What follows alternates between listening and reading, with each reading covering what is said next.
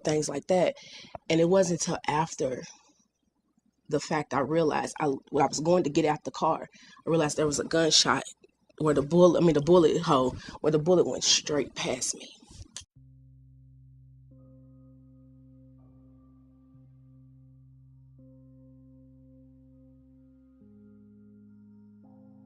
I am Felicia Pitts, and this is my story. I am from Louisville, Kentucky, born and raised. I went to Atherton and Iroquois High, though I did ninth grade twice, dropped out, ended up getting my GED in 2007. Growing up, I dealt with a lot of sickness, in and out of the hospital a lot. Outside of that, we moved around a lot. People always laugh and say, Felicia, you know everybody. And I actually do, because I went to a lot of different schools and went to a lot of different, lived in a lot of different neighborhoods. So I met a lot of people, dealt with homelessness, living on the street, things of that nature. So I don't really have a big childhood memory because most of it dealt with being in the hospital or moving around a lot. Growing up, I had really, really bad asthma. I never forget one time, me and a few other children were all in the hospital on the same floor for asthma, having asthma attacks. And literally every child passed away except for me. So I knew at that point that there was something. So growing up, my mother, she worked a lot. My grandmother basically was there to take care of us, but my grandmother was sick a lot. So in the midst of my mom working a lot, she also was the pillar. Like, she helped everybody, and it sometimes left us without. And we had to move a lot. LG&E was cut off a lot. Water was cut off a lot. Things of that nature. One time,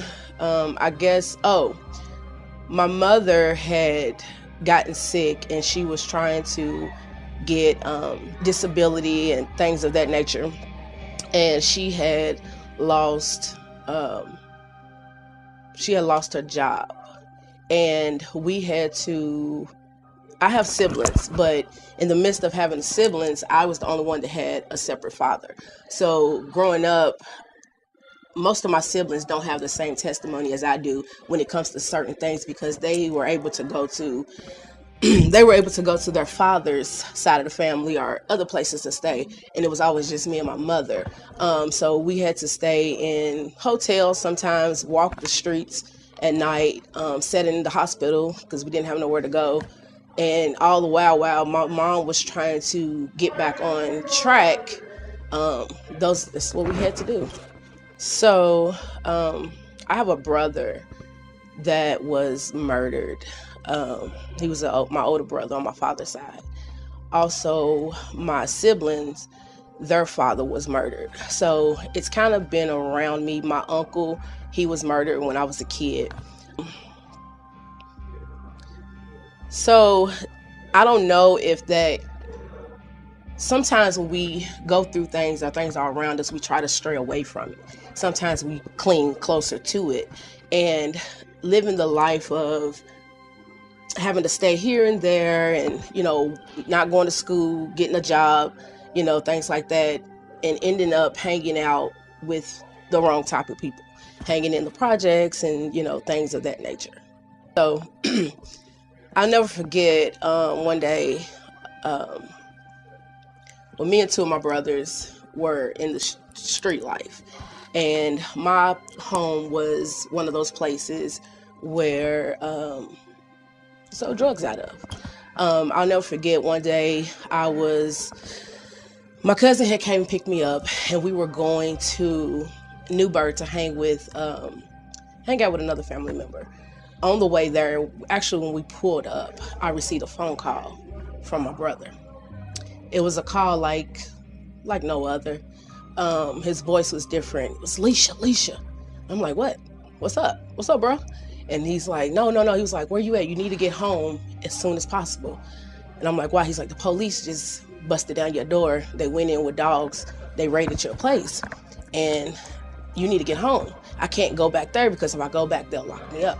So we came from Newburgh, came back home, and I'm trying to call him. And he's not answered. He answers. He's like, I'm trying to find somebody that can keep watch over your apartment because I don't want anybody to just go in there. I lived in a neighborhood where it was addicts and everything around.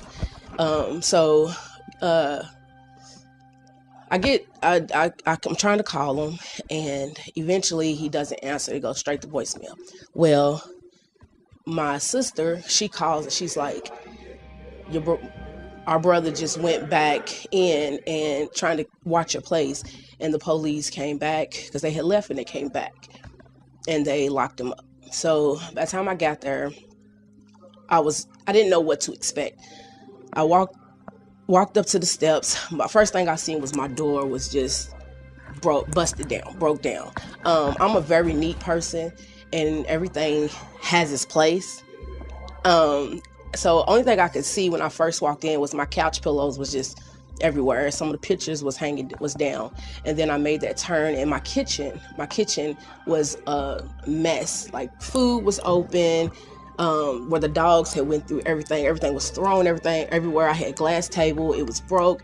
Like they demolished my place. And I turned and I went to my room, and my mattresses was cut all up. Like, everything was a mess. And I sat there and I was confused because prior to that, I had just spoke with my brother. I was like, we got to stop this, And my other brother told me that my other brother, I don't want to say names, had kept on doing it. It was to the point to where I was working another job, and I would call my home, and one time another lady answered the phone, and I'm like, who is this? And she's like, who is it? I said, honey, you answered my phone, And she's like, oh, you such and such sister. Okay, I'm sorry. And I had to get on my brother at that time. I was like, I don't want company over my house no more. So apparently the cops had been watching and things of that nature. So I sat down and I pondered. First of all, I was looking around like, who's going to clean this up, But anyways, I at that point, I didn't know. Like, everything was flashing before me. I didn't know if they were going to come back again and lock me up. I didn't know what was next. I was afraid that I was going to get put out because my thing was we moved so much that I said once I got my own place, I was not letting it go, and I wasn't moving around no more. So anyways, I was sitting there. People was like, oh, you're not going to move. They're not going to put you out. It's the first time your house got ran in, things like that. So I was listening to other people. Well, after that, I did end up getting evicted. Had to go to court, had to go to trial. And back then, the way y'all see me now, I didn't look the way I look now. I had the gold pullouts, the open faces. I used to wear the big herringbones, a lot of rings, on my fingers and stuff. I had to go to trial, and I remember one day my mom was like, Alicia, you need not to wear that stuff because you're going to look like exactly what they're trying to say that you are, which what I was, But I had to go to trial, and I'll never forget, I was so nervous because it was my first time ever having to go to trial for anything. And I never forget, the judge said, how do you plead? I done said guilty. And I was like, I'm sorry. I mean, and thank God that she was a nice enough judge because she could have took that and ran with it, But she seen that I was nervous and everything. But beyond that, the type of guys that I've always dealt with were street guys. They were big time drug dealers and things like that. And our lawyers, me and my brother, we had some very known lawyers at the time that dealt with a lot of drug cases. They were trying to get me. Okay, so they found a gun and they found a bunch of cocaine. The gun they automatically put on my brother because he had his ID and a credit card or something was right there with it. As far as the drugs, they were trying to place it all on me, but they was trying to twist it and have me give them names of people that that come over and things like that. But I'm looking, I ain't no snitch, But anyway, so I was in court, and I was just like, I'm not telling, whatever I got to get, probation, whatever the case may be, I'm gonna have to take it at the end of the day. The verdict, to cut it off short, my brother ended up doing time. I didn't, but I ended up having it on my record and things of that nature. So I went through life having that on my record, which it was hard for me to get jobs. It was hard for me to get another apartment. So I had to move back in with my mother and, things of that nature. It really put a strain on me and my brother's relationship for a few years because I was angry.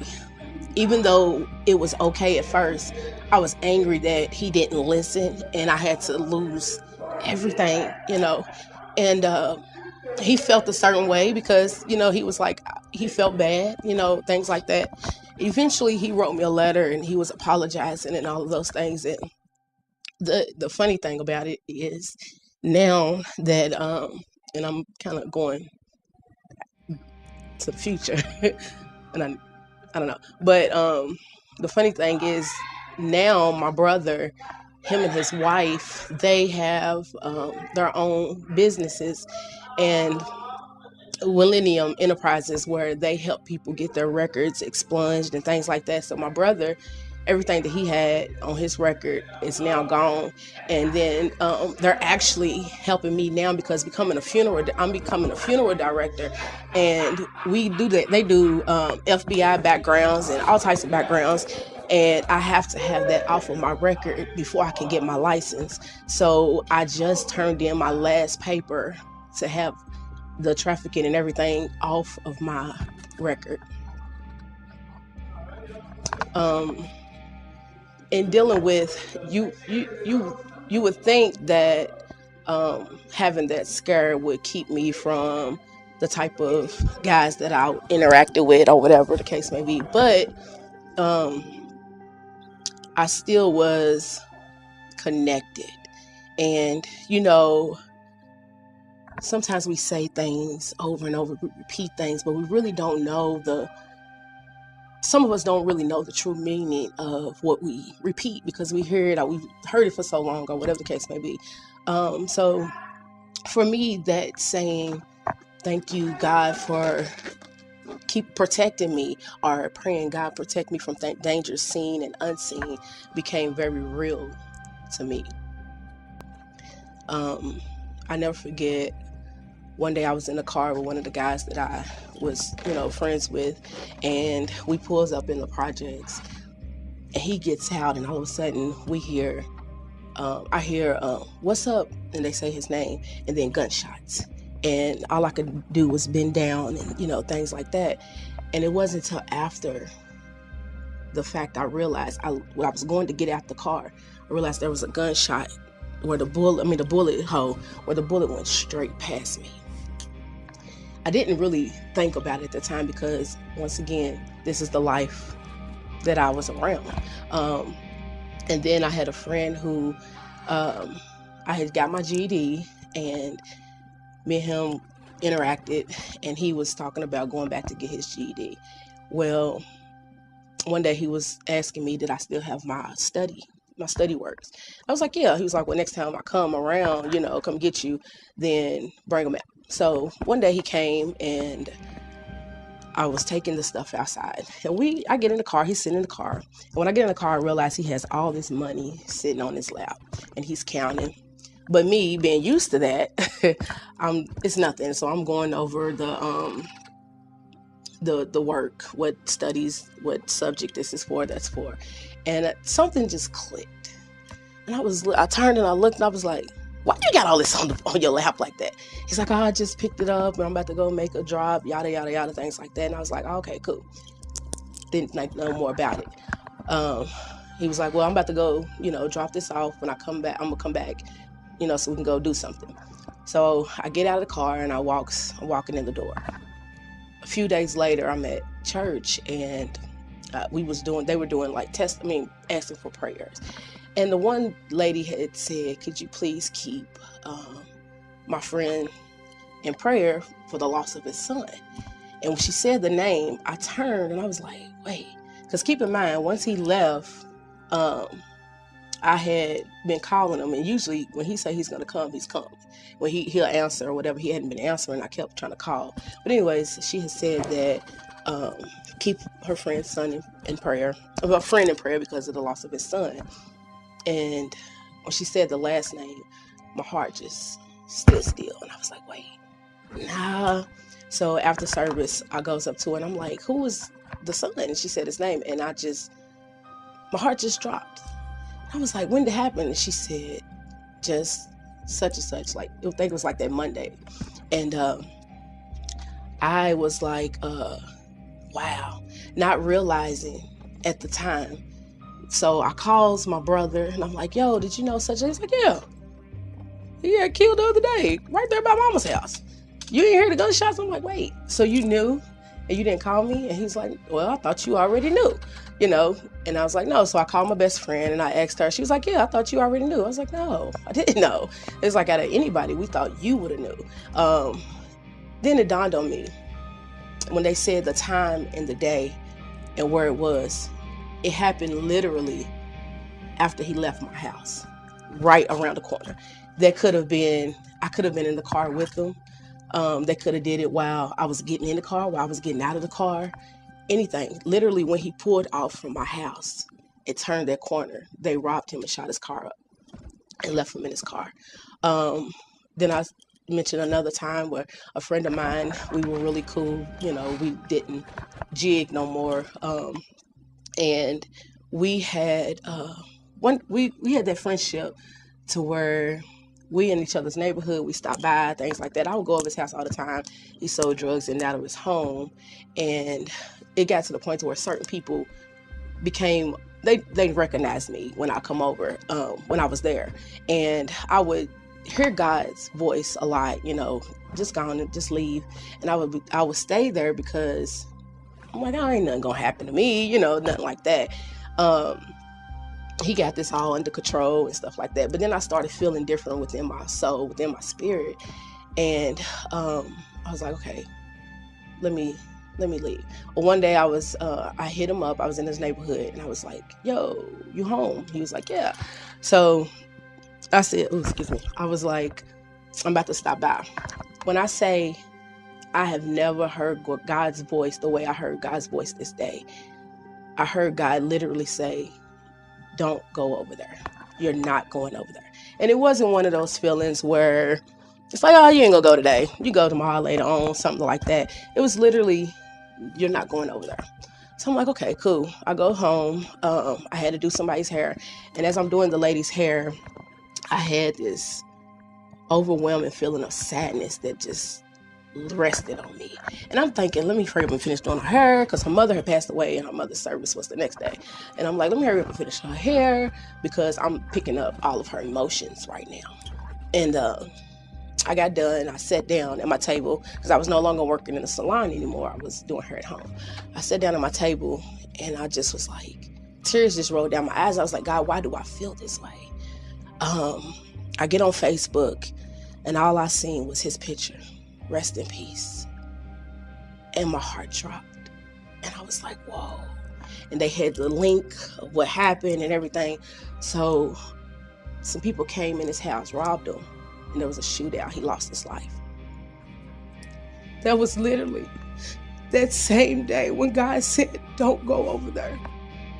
So when I say, listen, and take heed to God's voice when he's saying don't do something, don't do it. Hold on. I wasn't trying to cry. But that was literally happened, that moment. And I could have been there.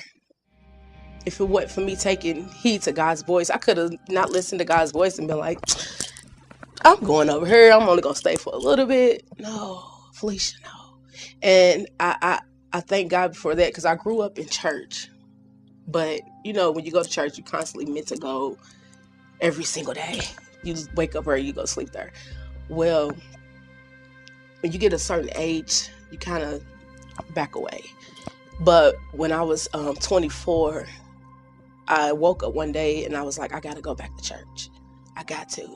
And I even in the midst of doing all that I was doing at home, I was praying, I was studying, I was fasting, I was doing all those things. So I believe that if it wasn't for that, not saying that God don't protect everybody, but if it wasn't for that, God was still pulling on me. My It's been a year and a half since my goddaughter was murdered. She was 17 years old, and I was so angry for a moment with God because she died. She died sitting in her car with her boyfriend, who people were after, and they shot the car up. She's the only one to die. And I struggled with that. I fought with God with that because I'm like, God, why? And then it's crazy because my best friend, they was in the process of trying to come closer to God. And she came to me and she was like, Alicia, why? She was like, I've been praying for you to protect her, for God to protect her. I've been praying. Why did he let this happen? And she was asking me, and I literally had no answer. I had no answer. But I've had a lot of experiences. That was just a few to mention, dealing with gun violence and things like that. And I have a best friend who her son was murdered, and her name is Elgina Smith. And she does every year. She does a event for mourning mothers, and I was able to assist with her this year because usually when she do it, I'm in the hospital. That's a whole nother story. But I was able to help her and assist, and just to be able to help and be there and encourage those who have lost loved ones to gun violence is major to me. Yes, some people lost their lives. I could have lost my life. And because I did not lose my life, I have no other choice but to stand with those who have lost loved ones to gun violence. I've experienced a lot of close deaths. Not all of them were through gun violence, but for me, I'm now in school to be a mortician, a funeral director, and embalmer. I've always had that love and that passion when it comes to those types of things. I've always wanted to do it, but I was always afraid of what people would say, things like that. I've always known that I'm different. I've always known that. I've tried to do things to fit in, to not show that I'm different. But I went through a lot of sickness. I've been on my deathbed twice, to where my mom was just like, I could just see you leaving. I could just see you drifting away. Her and my sister having to clean me, wipe my body, like all of those things. Couldn't do nothing for myself. And one day I was laying there and I was like, God, I'm tired. And I'm like, God, there's a reason that I've been through all of these things, but yet you keep keeping me. There's a reason I'm here. So growing up, because I was sick a lot and went through a lot of things, I didn't have hope for the future. And I would say a few years ago, I finally woke up and was like, whoa, I'm still here. Like, I need to figure something out or whatever. And then I began to get in God's presence and in his face. A lot of people say I'm standoffish, or they always say, you will never stay out the church and talk and things like that, because I'm in a place where, for one, it's unfamiliar. It's confusing because I don't know which way God is taking me. But I'm at a place where I've realized, God, you have kept me. There is something that you're trying to do. So I'm in that place now where it's whatever, God. It's whatever. So I started school. What I said, the embalming and all that. I work at a funeral home, and I get great joy out of helping those who have lost their loved ones, for whatever the case may be.